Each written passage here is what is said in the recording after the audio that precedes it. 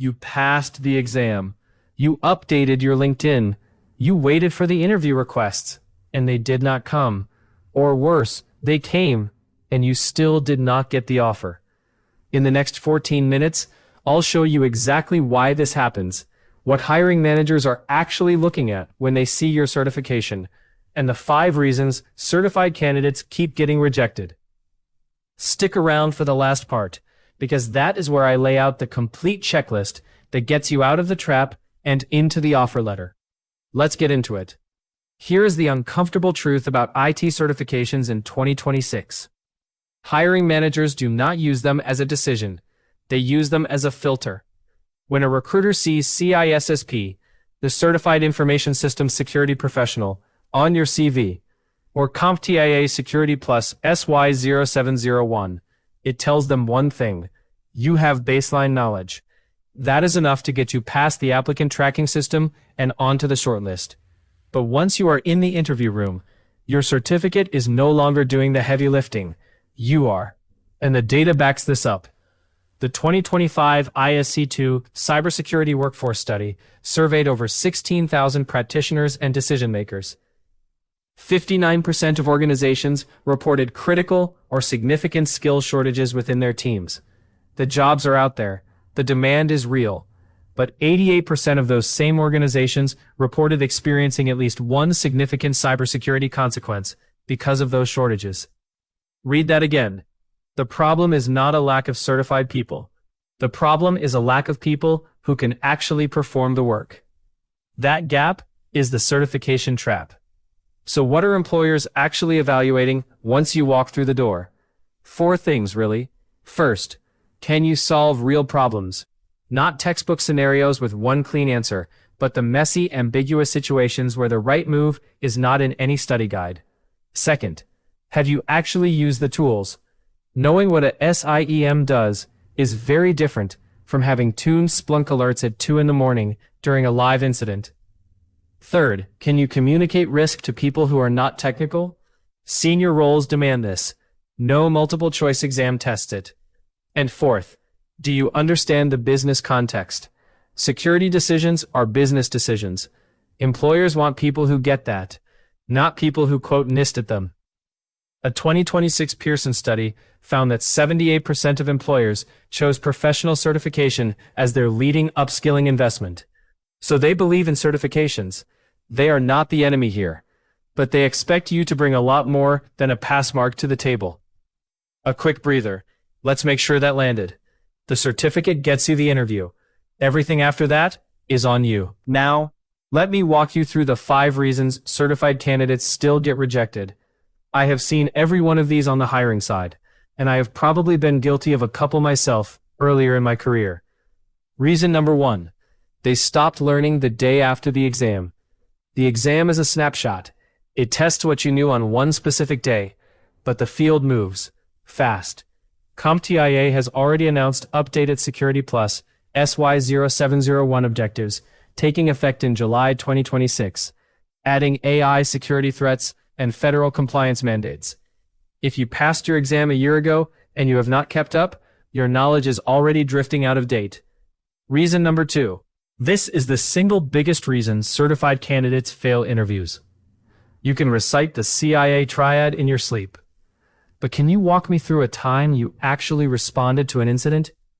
Can you show me a home lab where you have configured firewall rules, or analyzed the packet capture, or built a detection rule and tested it? If your answer is no, the offer goes to the candidate who can. Reason number 3. They collected certifications without a strategy. Some candidates fall into a different version of the trap: certification hoarding. They earn cert after cert with no thread connecting them. 5 entry-level certs do not equal 1 senior-level qualification. And a CV that lists 10 random credentials looks more confused than confident. A strategic path, Security Plus, then CISA Plus, then CISSP, tells a story. A pile of unrelated certs tells a hiring manager you are still figuring it out. Reason number 4. Their CV reads like a syllabus. This one I see constantly. The CV is a copy-paste of certification domains, knowledgeable in identity and access management. Familiar with risk management frameworks. Understands network security. That is a syllabus, not a CV. Compare it to this. Implemented role-based access controls for a 500-user Azure AD environment, reducing privilege escalation incidents by 40%. That is a hiring signal. That is impact, not inventory. And impact is what gets you the offer. Reason number 5. They neglect soft skills entirely. Technical interviews are only part of the process.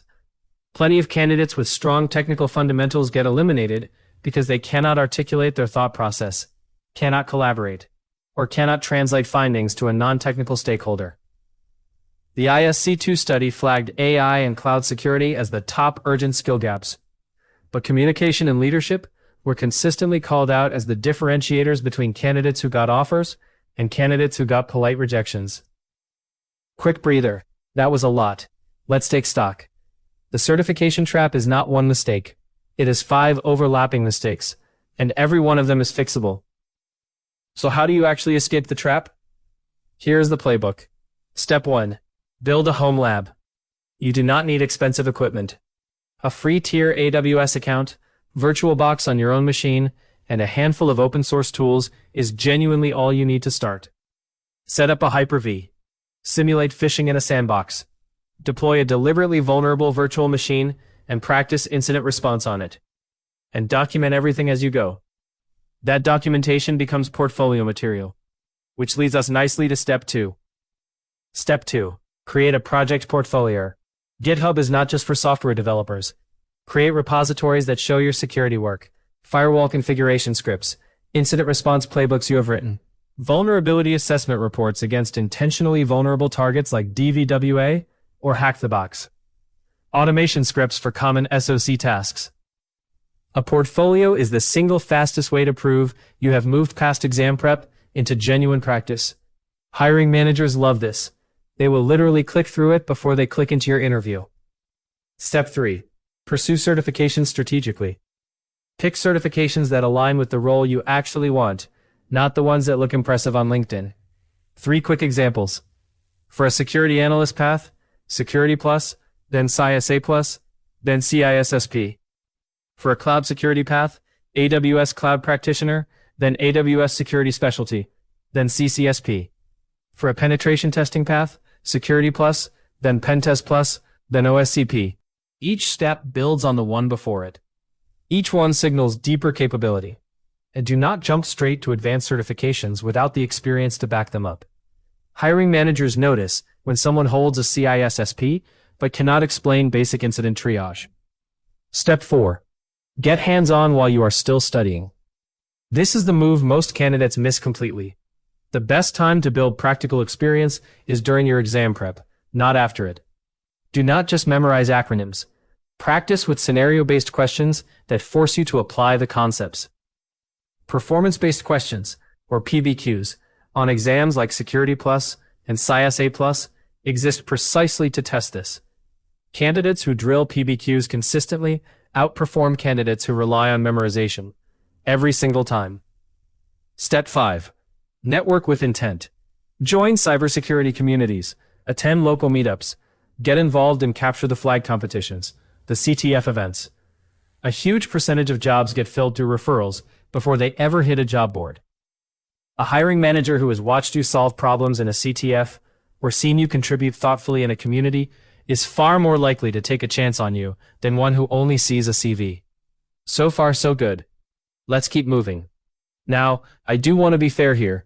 There are situations where certifications absolutely do make the difference, on their own. 3 of them are worth calling out. Government and defense roles. The U.S. Department of Defense Directive 8140, formerly 8570, mandates specific certifications for specific positions. Without the required cert, you will not even be considered. The certificate is not optional. It is the entry token. Entry-level roles. When you have limited professional experience, a Security Plus or a Network Plus is a very strong signal. It tells the employer you are serious and that you have a verified baseline. For first jobs in the field, the certification carries real weight. And career changers. If you are moving from help desk into security, or from a completely different field into IT, a certification provides credible proof that you have invested in the new direction. It accelerates trust faster than almost anything else you can put on a CV. So no, certifications are not the villain. The trap is not the certification. The trap is treating it as the finish line instead of the starting block. One more thing before we wrap, because the 2026 hiring landscape adds a wrinkle nobody saw coming a few years ago. AI. The ISC2 workforce study identified AI as the #1 skills gap for the second consecutive year. 41% of respondents called it a critical need. And CompTIA recognized it too, updating Security Plus SY0701 in April 2026 to include AI security threats and governance. That means even recently certified professionals can find themselves behind. If you prepared under the older objectives, you might genuinely need to refresh your knowledge to stay competitive. The lesson is simple. Certifications are living credentials. They need genuine ongoing learning, not just the renewal fee. All right, here is the complete checklist for getting out of the trap. 6 items.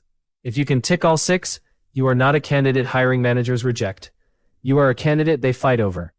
1. Certification earned. You have passed a recognized relevant exam. 2. Practical skills demonstrated. You can show evidence of hands-on work through labs, projects, or a portfolio. 3. Experience articulated.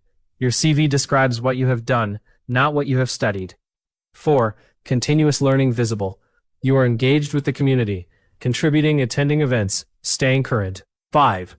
Communication skills sharp. You can explain technical concepts to non-technical audiences cleanly. And 6. Career path aligned.